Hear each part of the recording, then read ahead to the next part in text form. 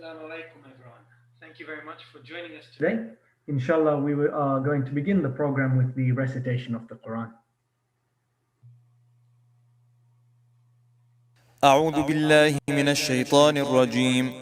بسم الله الرحمن الرحيم. هل أتى على الإنسان حين من الدهر لم يكن شيئا مذكورا إنا خلقنا الإنسان من نطفة أمشاج نبتليه فجعلناه سميعا بصيرا إنا هديناه السبيل إما شاكرا وإما كفورا إنا أعتدنا للكافرين سلاسل وأغلالا وسعيرا إن الأبرار يشربون من كأس كان مزاجها كافورا عينا يشرب بها عباد الله يفجرونها تفجيرا يوفون بالنذر ويخافون يوما كان شره مستطيرا ويطعمون الطعام على حبه مسكينا ويتيما وأسيرا إنما نطعمكم لوجه الله لا نريد منكم جزاء ولا شكورا إنا نخاف من ربنا يوما عبوسا قمطريرا فوقاهم الله شر ذلك اليوم ولقاهم نضرة وسرورا وجزاهم بما صبروا جنة وحريرا متكئين فيها على الأرائك لا يرون فيها شمسا ولا زمهريرا ودانية عليهم ظلالها وذللت قطوفها تذليلا ويطاف عليهم بآنية من فضة وأكواب كانت قوارير من فضة قدروها تقديرا ويسقون فيها كأسا كان مزاجها زنجبيلا عينا فيها تسمى سلسبيلا ويطوف عليهم ولدان مخلدون إذا رأيتهم حسبتهم لؤلؤا منثورا وإذا رأيت ثم رأيت نعيما وملكا كبيرا عاليهم ثياب سندس خضر واستبرق وحلوا أساور من فضة وسقاهم ربهم شرابا طهورا إن هذا كان لكم جزاء وكان سعيكم مشكورا إنا نحن نزلنا عليك القرآن تنزيلا فاصبر لحكم ربك ولا تطع منهم آثما أو كفورا واذكر اسم ربك بكرة وأصيلا ومن الليل فاسجد له وسبحه ليلا طويلا إن هؤلاء يحبون العاجلة ويذرون وراءهم يوما ثقيلا نحن خلقناهم وشددنا أسرهم وإذا شئنا بدلنا أمثالهم تبديلا إن هذه تذكرة فمن شاء اتخذ إلى ربه سبيلا وما تشاءون إلا أن يشاء الله إن الله كان عليما حكيما يدخل من يشاء في رحمته والظالمين أعد لهم عذابا أليما صدق الله العلي العظيم. Thank you very much for that beautiful recitation. Today, alhamdulillah, we're very fortunate to have with us Professor Sajjad Rizvi. Sajjad Rizvi is an associate professor of Islamic intellectual history and Islamic studies at the University of Exeter and the director of the Center for the Study of Islam. His principal research interest is in Islamic intellectual history. His particular interest grew from PhD at Cambridge on the philosophy of Mulla Sadra Shirazi and lie in post-Avicennan philosophical, theological, and mystical traditions. His second main area of interest is Qur'anic exegesis and textual hermeneutics. He has advised various government departments and private sector concerns on Iraq, Iran, Shi'i Islam in the Gulf, and Islam in Britain and Europe. Inshallah, today he's going to be speaking to us about the ethics of following the exemplar of mercy. So I hand over to Professor Sajjad.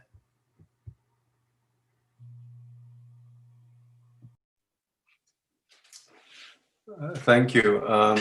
I sometimes feel that the bio is a bit kind of old and dated, and maybe I should have updated it anyway. Let's begin.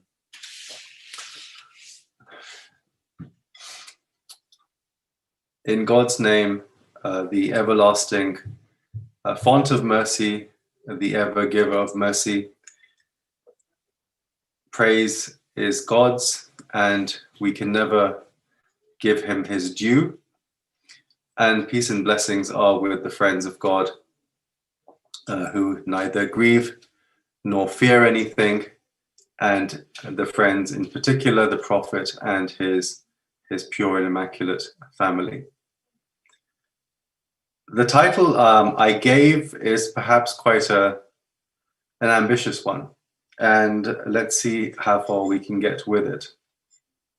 But in many ways, what I'm talking about perhaps is something which is heightened, and I think we've felt that this has become heightened because of two contexts. One, of course, is the current situation in which we find ourselves with COVID since February, March, and the restrictions on our movement, on ourselves, on our relationships, in many ways have heightened a sense of our moral imperatives, the nature of our ethics, and in particular what we owe to each other. So insofar as ethics is what we owe to each other, this is something which I want to come to, but in many ways, the situation in which we find ourselves has heightened the need for us to reflect on this, and need for us, to a large extent, to reacquaint ourselves, re-examine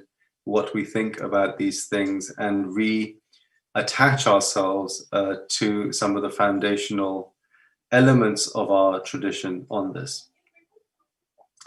And of course, the obvious reason for talking about ethics and about mercy within the particular context of the exemplar of mercy, by which of course I mean the Prophet sallallahu alaihi wasallam, is the fact that we are in the month of his birth, Rabi al-Awwal, and the actual day that we usually commemorate his birth and the birth of his descendant, Imam Sadiq alayhi salam, was just a few days ago, a couple of days ago.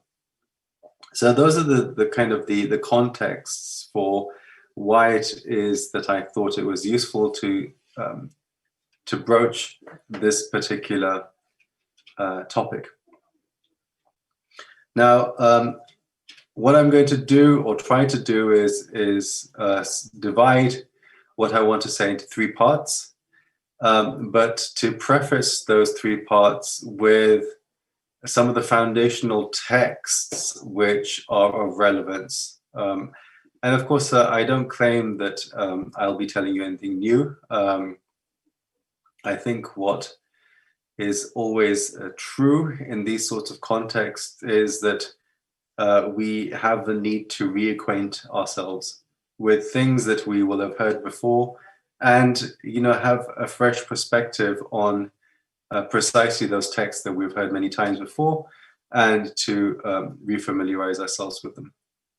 So the texts, before I come to the three parts of the discussion, are precisely the famous ones which you will have many times heard about the nature of mercy, about divine mercy, about the Prophet as mercy, about the Prophet as an exemplar or an exemplum, and of course, the very famous claim of the Prophet about the goal of his mission, right? So I'll just take you through these texts, and as I said, they'll be very familiar, and I will kind of allude, I won't read out the texts. So the first one, of course, is about the nature of divine mercy, on which, of course, there's plenty written. We associate ourselves with this idea of divine mercy multiple times every single day because of the basmala, and I'll say something more about that in a bit. The constant refrain of Ar-Rahman, Ar-Rahim, both attributes, names of mercy, and as I rendered it earlier, beginning the idea of Rahman as a kind of ontological foundation or font of mercy, and Rahim as the bestowal of mercy and of particular acts of mercy. And with respect to the doctrine of mercy, divine mercy, there's a lot which could be said, but I just want to pick out one thing. And the one thing I want to pick out is a refrain which one finds in a number of places, but particularly in two places in Surah Al-An'am, the 6th surah, in the 12th verse and in the 54th verse, the idea of God mandating, prescribing upon himself, upon herself, mercy. So the idea that even amongst the different ways in which we understand God, the different ways in which God describes herself in the Quran, we have the privileging of mercy within that, right? And of course, we will have to unpack a bit what we mean by mercy, but I'll come to that.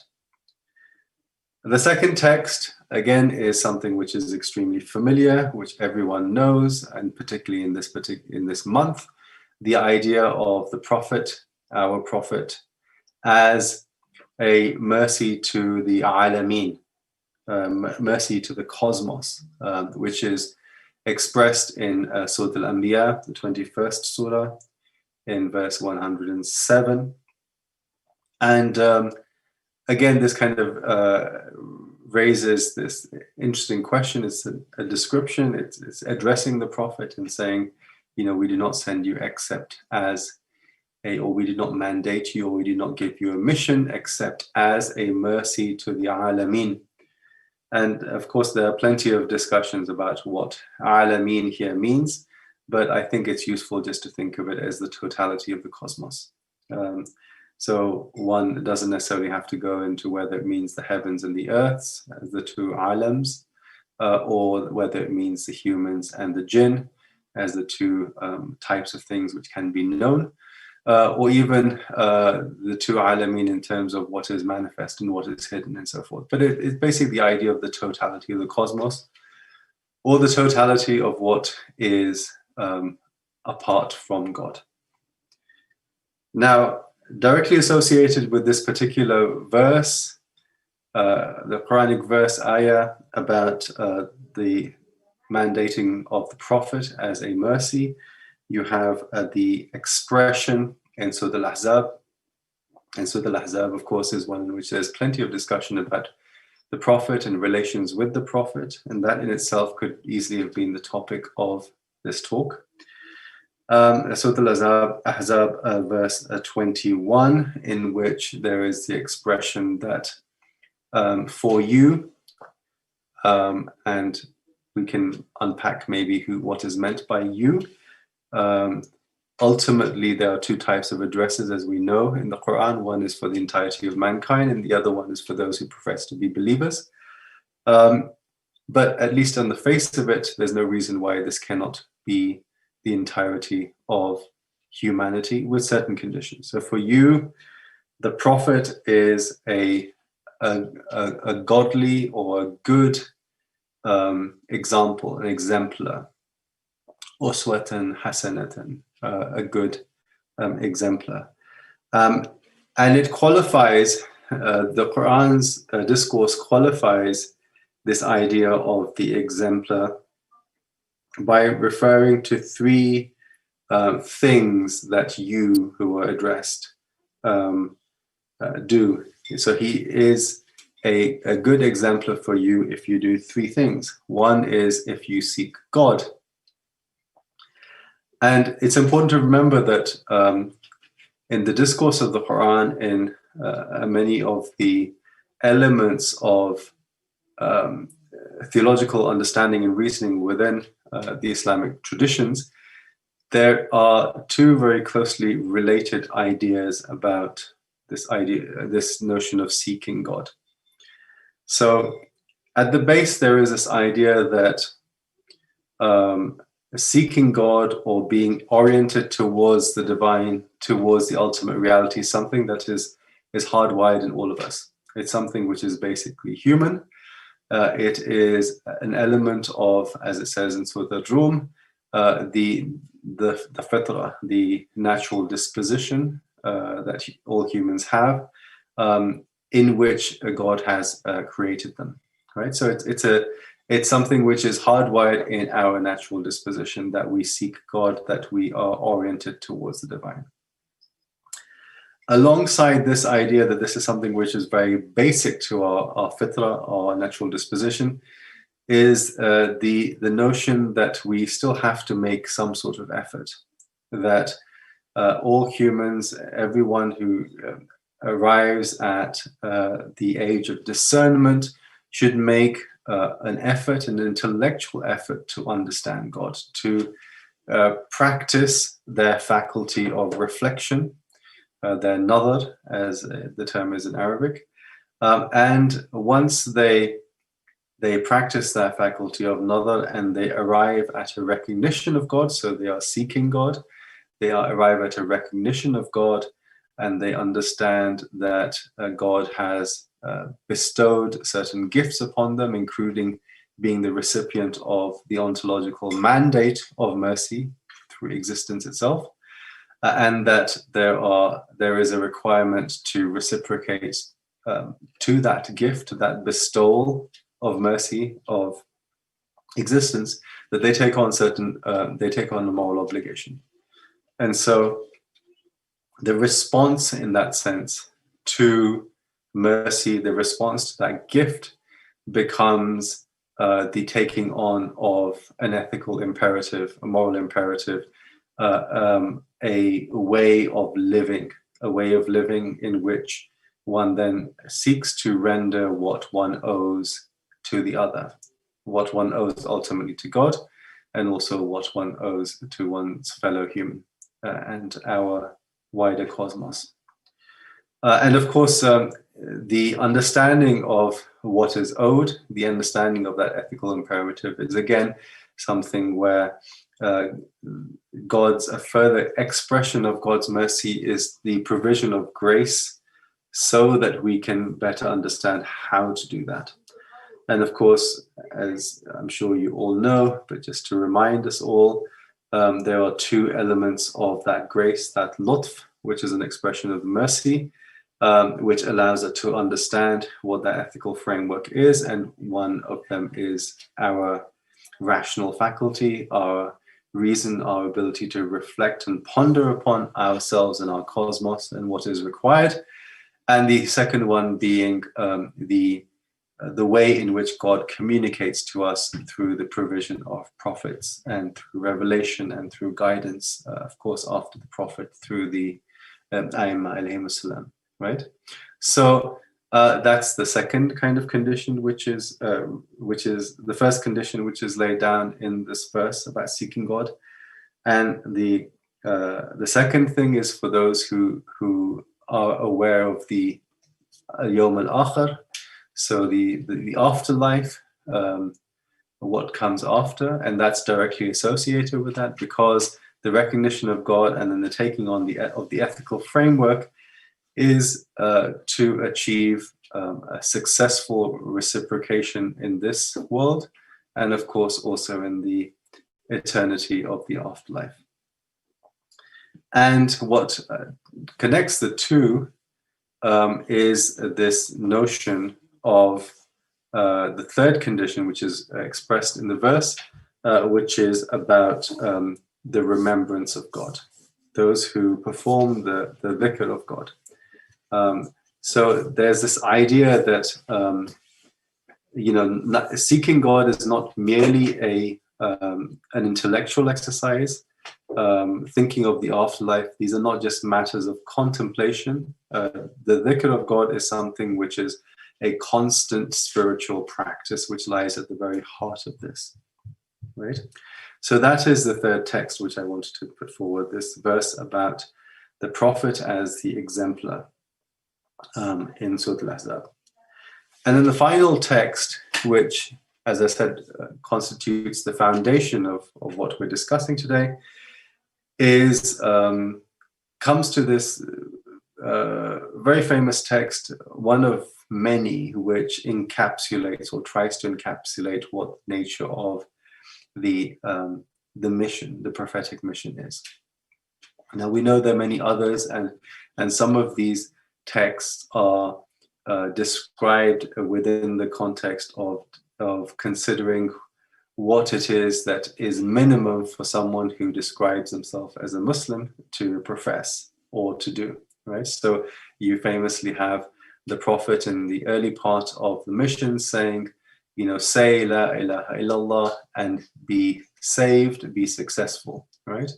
Or you have the very famous hadith, which then comes through the golden chain, as it's called, down to Imam Rida alayhi salam, which is the famous saying of, you know, the logos, the word, the phrase La ilaha illallah is God's fortress, and whoever enters within that fortress is preserved from God's wrath and God's punishment, right? So at the very least, you have this idea of the profession of and the recognition of God as being something which is absolutely central and required a first level of understanding the nature of faith. But alongside that, you've got a very important other text, hadith, which the Prophet articulates very early on again in his mission. And it's important that it's articulated early on because within its remit and its comprehension lies the various acts and elements that we do. And this is the famous one which says that, you know, I was commissioned, I was given this mission so that I could perfect the lofty character traits, so I could perfect character. Makarim al-akhlaq, as the famous phrase goes. So there is at the very heart of the prophetic mission the idea of providing some sort of ethical model, providing a prophetic, an ethical exemplum, which, and within that ethical exemplum lies the totality of our moral agency, both the entirety of it. So not just our ritual acts that we perform, whether communally or individually, but also our social transactions and comportment with one another. So the first one being, of course, what one owes to God, the second one being what one owes to one another. So that's this idea of the makarim al-akhlaq, the idea of the character. And at its very heart, and this is something I'm going to come back to, is this idea that ethics is not just about what one does, because in many cases one can consider the value of a certain act based on a certain context, on an effect, on a result, on some sort of deliberation about how it was arrived at. But more than that, the idea that acts issue from an individual, from a character. And so there has to be an important moral self who is the foundation of the actions which are carried out.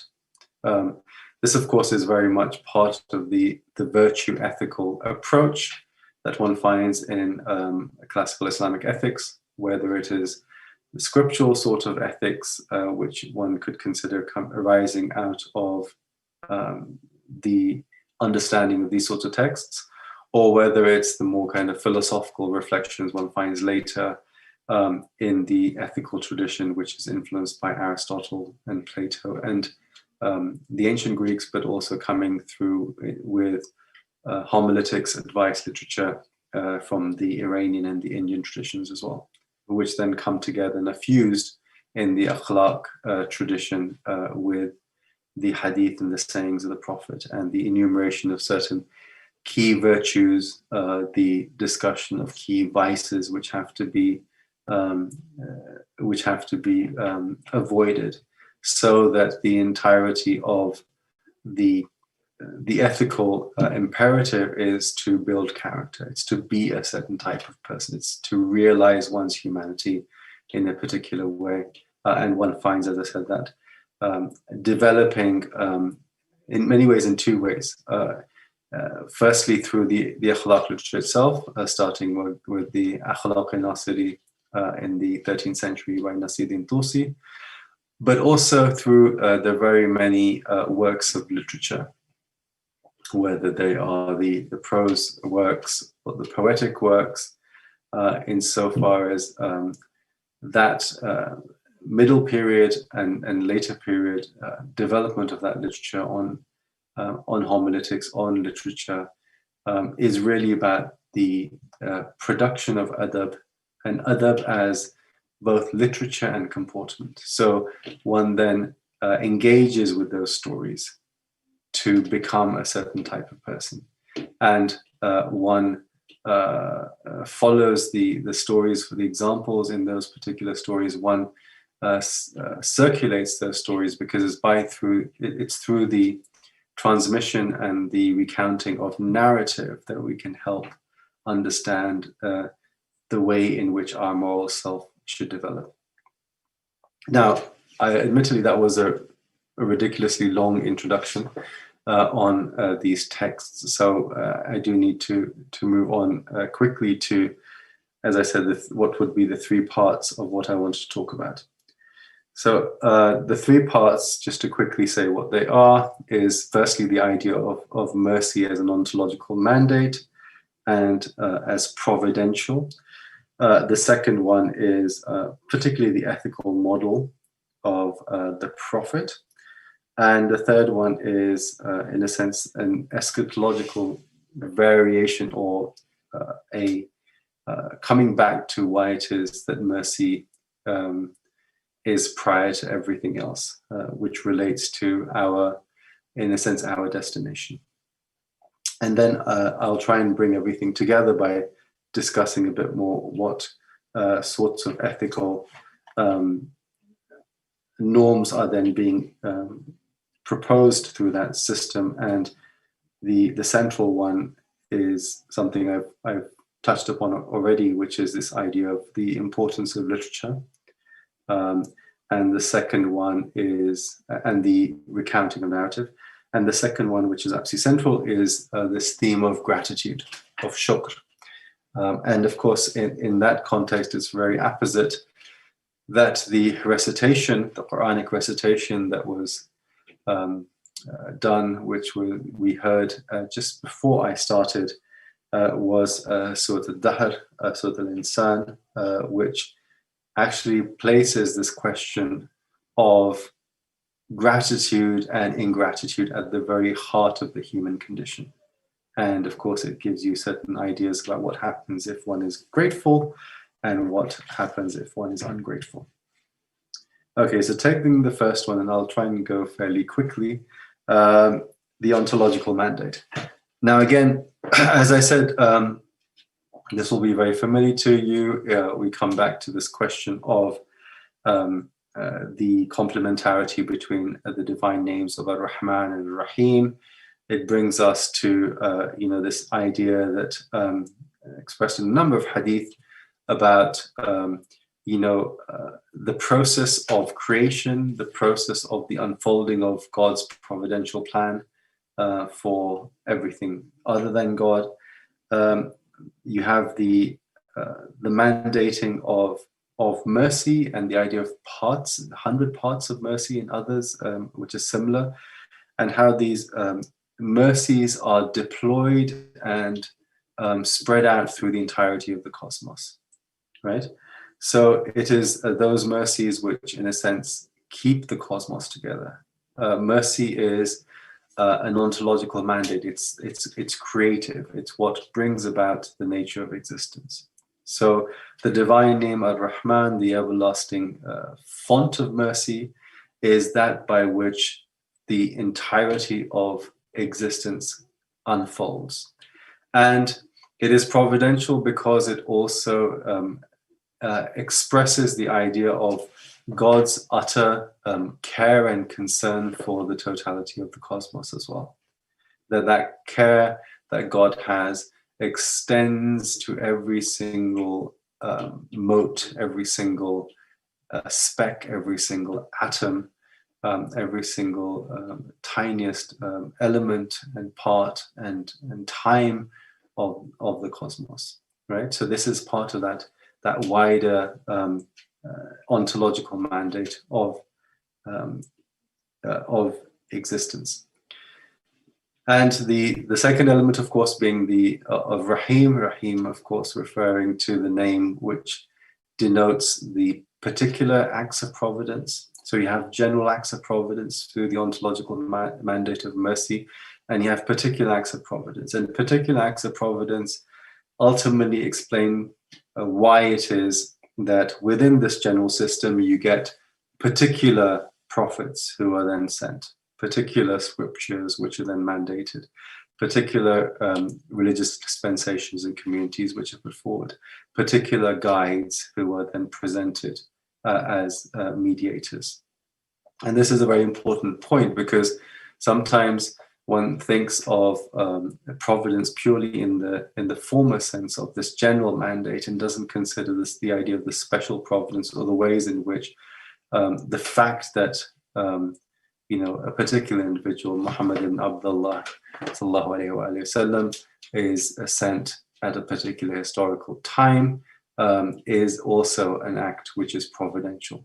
It's a specific providence, and also how that specific special providence then relates to those who are believers, and how it is then that one of the imperatives then given to the believers is to understand the element of that, and to know that their own success in themselves and in their destination is dependent upon it. So you have, for example, one saying of Imam Zain al-Abidin alayhi salam, which says that a believer will not perish. A believer will not perish, will not sort of fall away into I guess failure, as long as he or she holds on to three characteristics.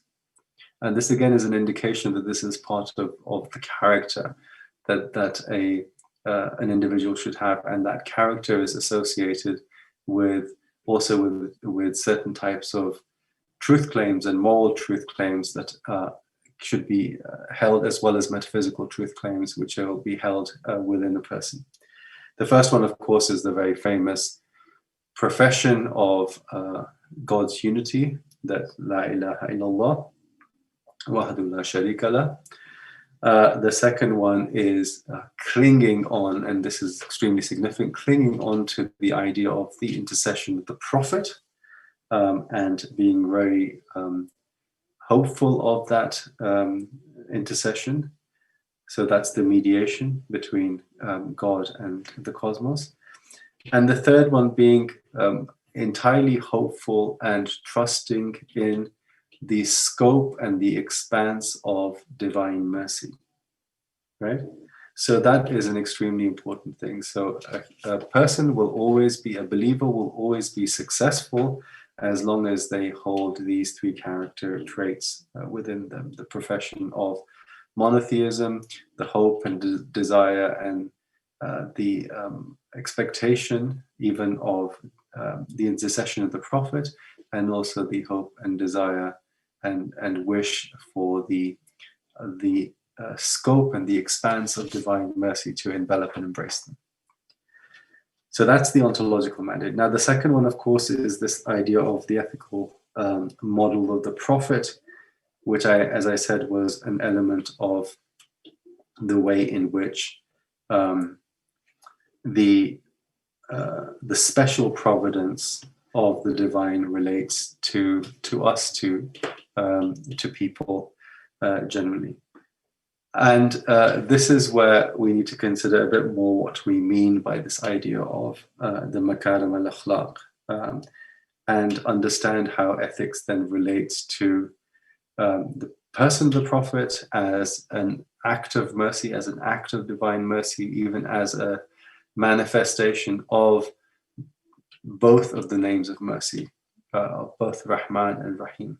And one, of course, can think of many examples of the Prophet's life where we can see this, where the Prophet's mercy extends to everyone around them, whether a human or not, whether believer or not, as well as the acts and the expressions of mercy which are specific towards those who are close to him, the believers, his family, and so forth. So that ethical imperative, that ethical model is extremely significant. And it's something which is then further strengthened by the way in which we recount it. So I come back to this kind of theme of the literary, the affective. Literature is a medium which is extremely affective in the way in which it moves us, words which move us. So it's the love and devotion to the Prophet which does that as well, but also that there are words which move us to constantly grow in depth within that and to realize that in ourselves. So as I said, with respect to the dealing that the Prophet has with everyone, and of course with the specific believers. And that's precisely why certain types of literary genres are extremely important. So it's not just the literature of the hadith, for example, the particular sayings that we have the Prophet, including the one which I started with at the beginning, the idea of the perfection of human of character traits. Many other ones were, where the Prophet is either teaching or is playing with people, is joking with people, or is telling them of what is good and beneficial for them, and also what is not beneficial to them.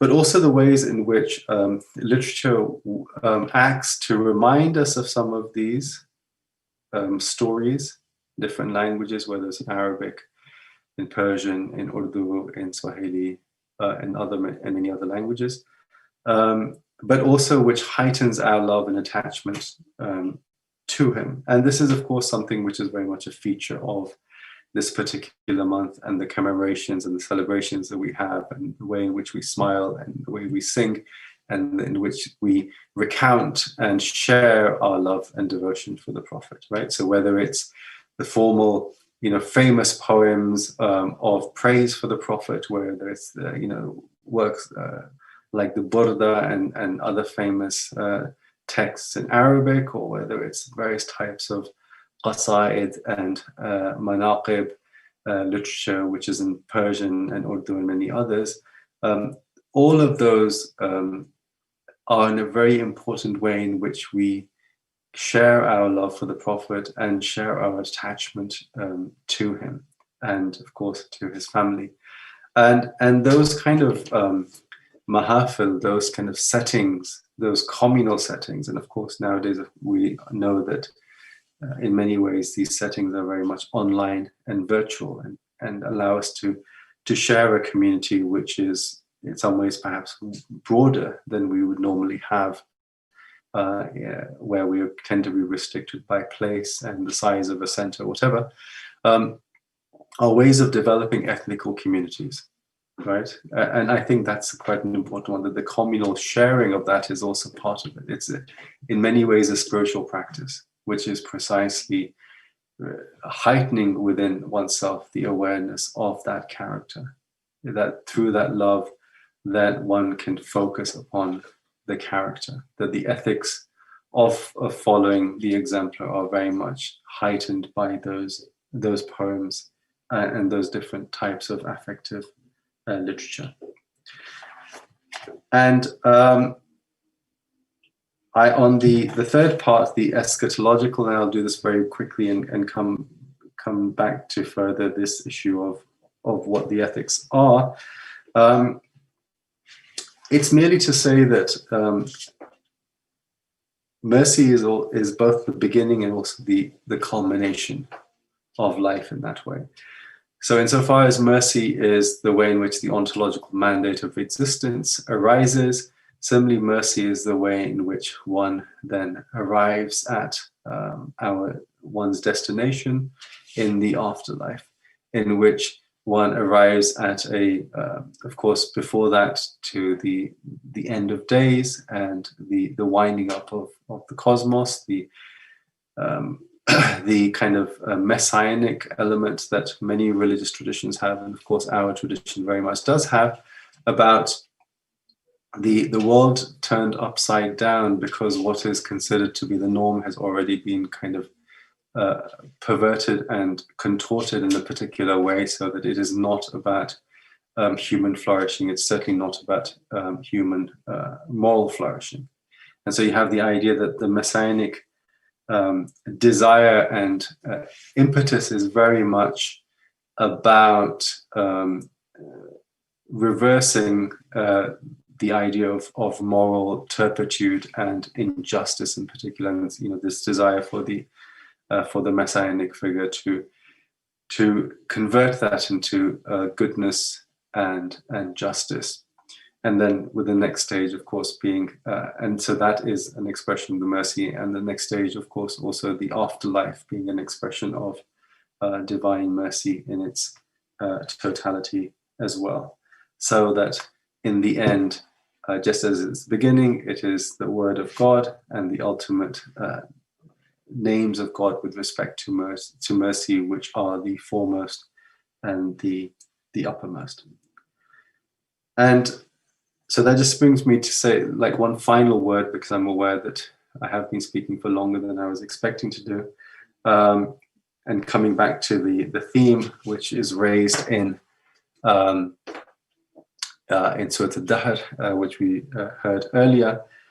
And this is the way in which we associate ourselves with the Prophet, insofar as the Prophet is an expression of divine mercy, in an expression of that ontological mandate, as well as that ethical mandate of mercy, and the choice that we have, the choice of being either grateful or being ungrateful.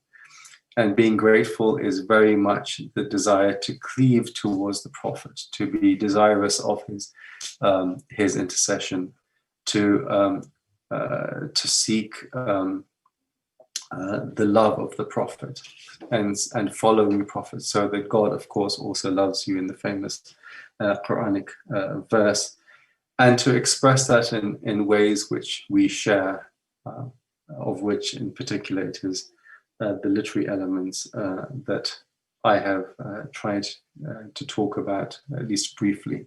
And that's precisely why most of these gatherings that we have in this particular month in celebration of the Prophet are really about that poetry. It's about that literature, because it's that which moves us, it's that which we enjoy, it's that which gives us pleasure.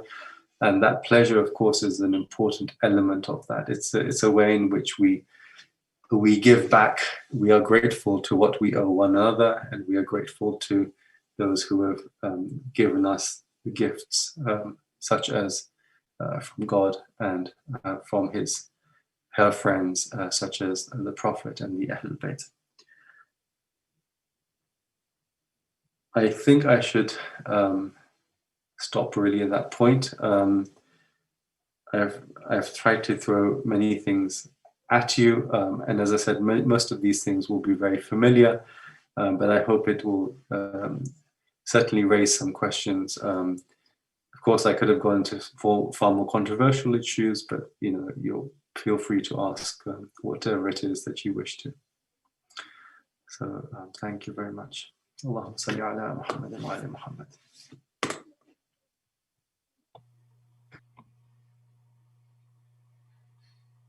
Thank you very much for that very thought-provoking talk. We now have some time for some questions. If you do have any questions, please either post them on the live chat in YouTube, or post them on the chat in Zoom, or alternatively, if you unmute your mic, then you can ask the question yourself. So let's begin with the first question that's just come in. It's from the chat in YouTube. It says, given narrative is morally effective, how significant is the question of historical authenticity? Can we be completely phenomenological when dealing with narrative?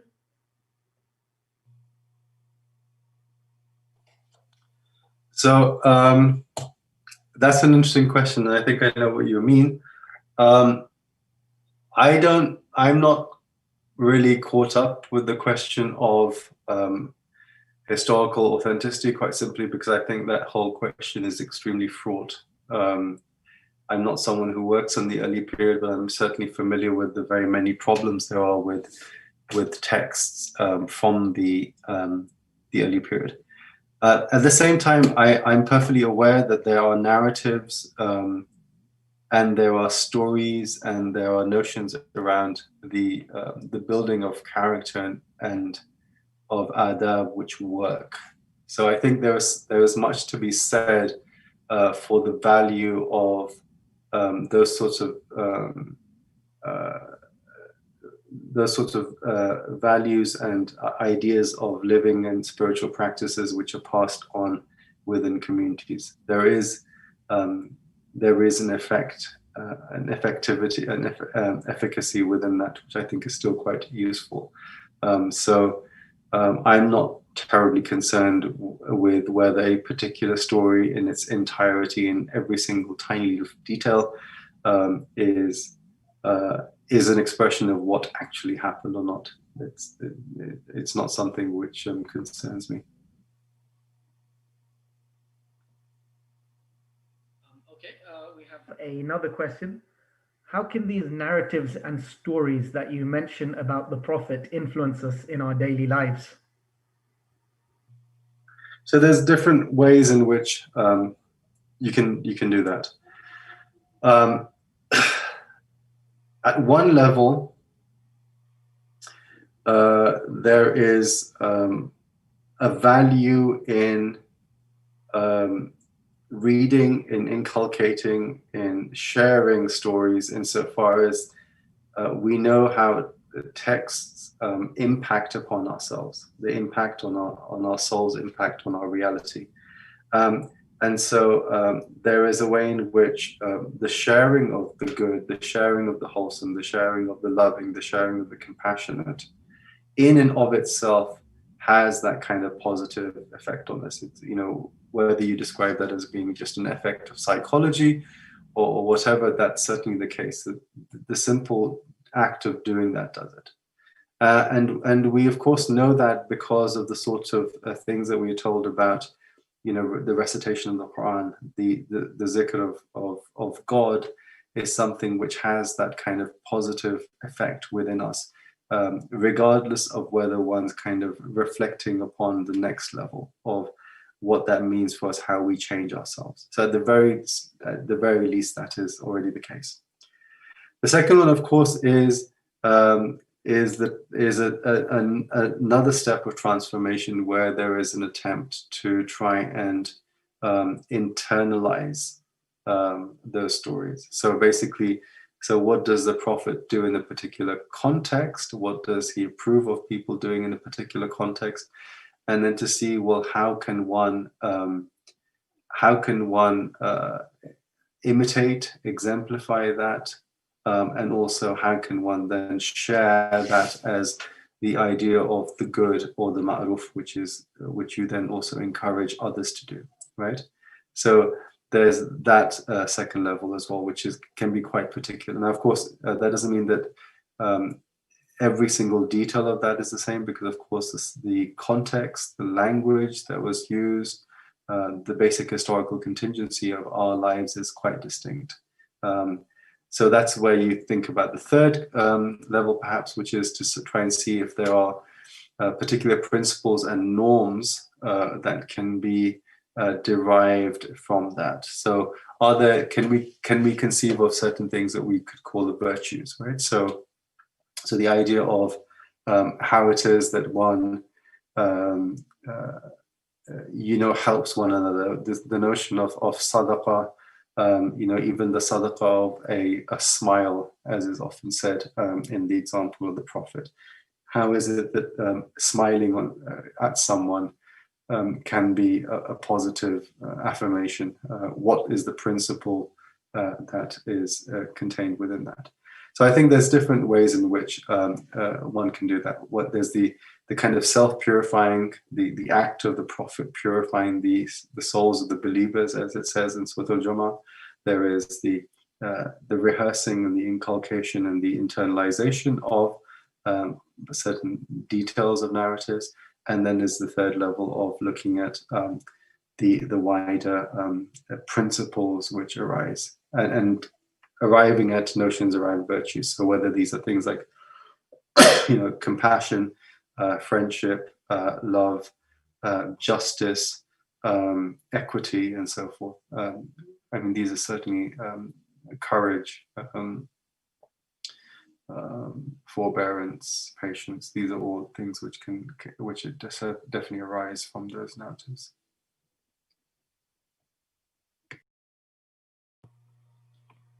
So just continuing on from that, Sajjad, in terms of the virtues, have any of our scholars actually defined them in more of an Islamic context? What do you mean by an Islamic context? So, like, would we be able to call something like Tawheed a virtue? Yeah, so I mean, there are different ways in which you could do that.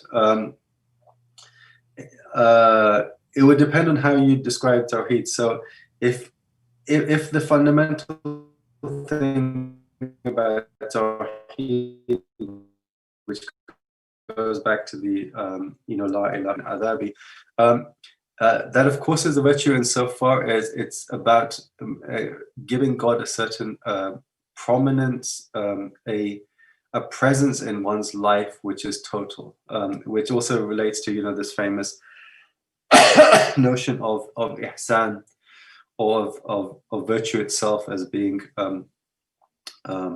acting as if you see God, and if you do not see God, then know that she sees you, being absolutely essential. And it also relates to this notion of that you have in certain akhlaq texts, both classically and also later, that true Tawheed is precisely the one where you forego other types of violation of Tawheed. So, for example, the violations of Tawheed would be to give others preference over God in ways which are not warranted, and also giving your own desires and your own whims a precedence over God. So Tawheed can become that one. It can also be very much about kind of breaking the attachments that oneself has. There's lots of ways in which perhaps we can be prejudiced, right? Because of either our social conditioning and the ways in which we've been brought up, or what we see around us. And ultimately, any form of discrimination is a clear violation of Tawheed, right? So there is a way in which Tawheed can remain at the heart of that. And what I would say is that both at the heart of the metaphysics, but also at the heart of the ethics of the traditions, is very much this kind of complementarity between the ontological mandate of mercy, which is an expression of Tawheed, as well as the notion of walaya. Walaya as love, devotion, as a special status that the friends of God have, and also as something which we owe back to them and ultimately to God. Sorry, I mean, I can't, it's probably not a very adequate answer, but that's a big topic. No, thank you. That's a good start. So another question we've got is, could you please expand on what mercy can mean as you've outlined? Is it synonymous with love? It can be, and in many of the philosophical and spiritual traditions, it's often directly associated with love. But then, of course, you have other kinds of things. As I said, there's ways in which mercy is more specifically related to the wider kind of ontological mandate or providence. There's this idea of, you know, the law and setting limits, the hudud Allah, as also being expressions of mercy, because it's trying to direct you to a certain path. But that also means then that if there is chastisement within that, then that still falls within the merit, the fold of mercy, which again, I guess I think you could also say is true of love as well. So yeah, it's a good point. I think I would struggle to to distinguish mercy and love in a radically distinct way,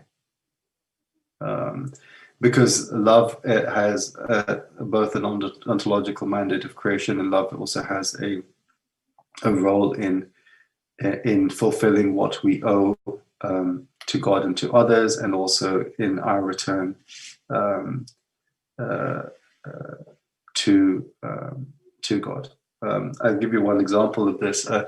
If you consider the the particular model of divine providence that someone like Mulla Sadra presents. So in the Asfar, he has a long discussion of divine providence and how it unfolds.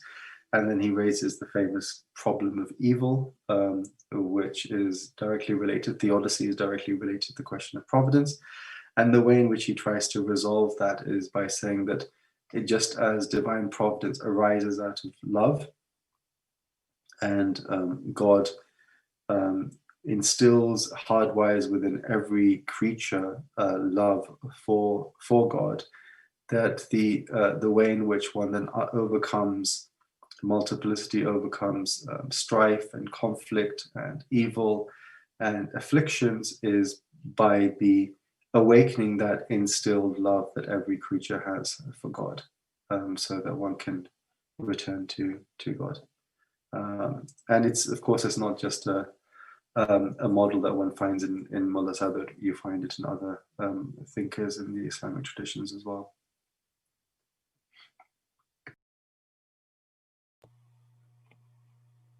Okay. So when you mentioned the ontological side, you mentioned that we have the first shahada, la ilaha illallah. Then you mentioned the second shahada, which was the mercy of sending the Rasul Muhammadun Rasulullah. Does the third shahada also play an important position in this? Yes, because the mediation and the ethical exemplar extends to that. So whether we're talking about Nabuwa or whether you're talking about Walaya, it's exactly the same. So I don't necessarily distinguish between those, and I don't think anyone in the Shi'i tradition would either. So almost everything which is said about the mercy, the Prophet as mercy, it could be said about the Ahlul Bayt as mercy as well. And that's exactly the way in which the narratives are then presented to us, and that's it's the same kind of engagement with the narratives about the Ahlul Bayt. So it falls within the same category.